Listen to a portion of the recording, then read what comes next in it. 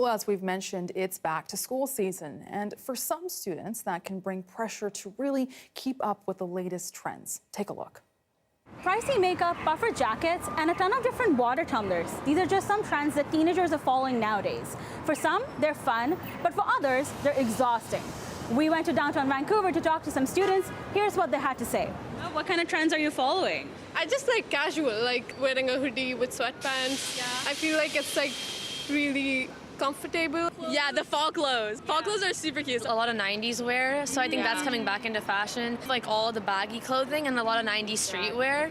So I think we're revisiting all that type of stuff. Have you ever faced peer pressure when it comes to like following these things? Like I don't really feel super affected, but I also do feel pressure to not be like too different because I feel like I'll be like judged, you know? I feel like there definitely is a pressure at school to wear makeup. Like I think we see more people wearing it than not. Yeah.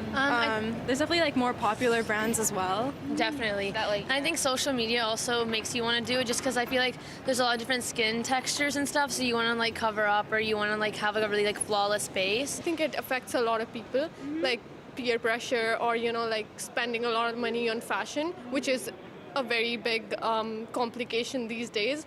A lot of teenagers, they think that spending a lot of money is what is going to make them look good. It's definitely hard to be a teenager now because I feel like you're spending a lot of money. Like even just to like, I guess, fit in for some people or like in general, it's hard to like keep up with the amount of inflation that's going on, especially in Vancouver. Everything is really expensive. I got 4 jobs lined up, so this summer, so that definitely helped. I think that also like sharing our stuff, like me and my friend Howie here, we share everything, so Or like you sharing split. prices. Like if you want something, just we'll do half-half. Or like you can borrow and like you know everyone borrows clothes and stuff. So I feel like that's easy. Yeah, sharing is caring, especially with like friends.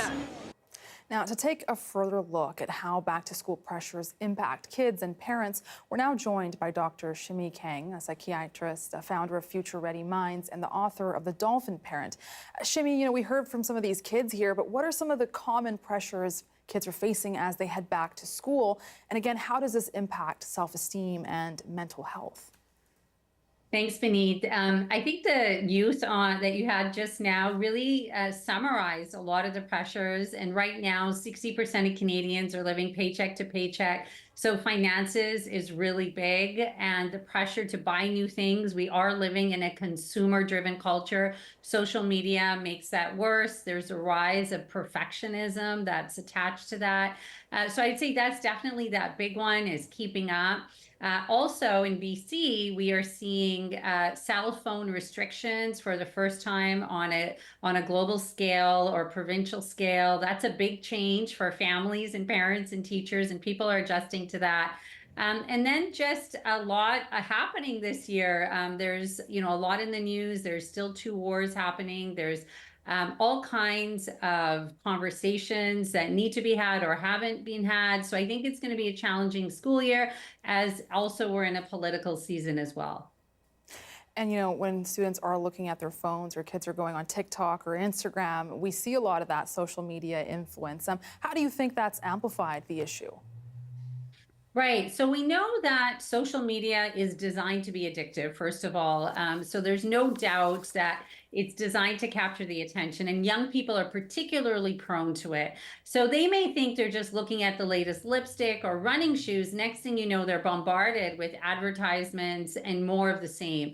So that's one. 2, this idea of fear of missing out is very real, and the teenage brain is more sensitive to it. So social media is linked to things like anxiety, depression, addiction, particularly in young people. Body image disturbance is rising with that. So all of this is really important, and that's why I'm talking so much about common sense restrictions on phones and technology, using healthy tech that will help young people learn and thrive, not the other way around. And Shimi, what are some signs that your child might be struggling with some of these pressures?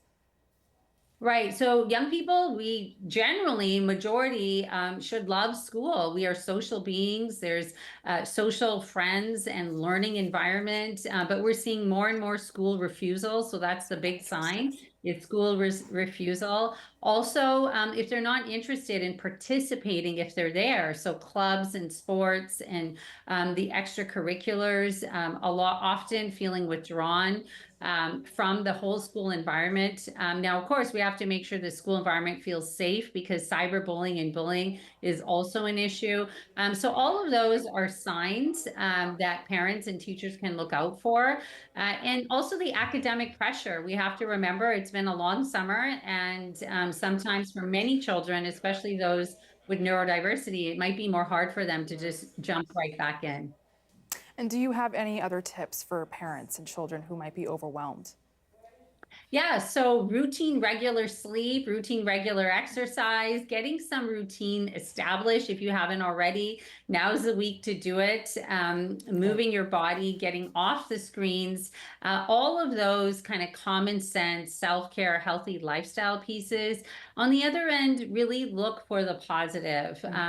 We have a negativity bias and we might think of all the stresses and pressures, but think of the positive, the people that you missed or want to see, the learning that'll happen, all of the fun things. Talk about that. Where focus goes, neurons grow.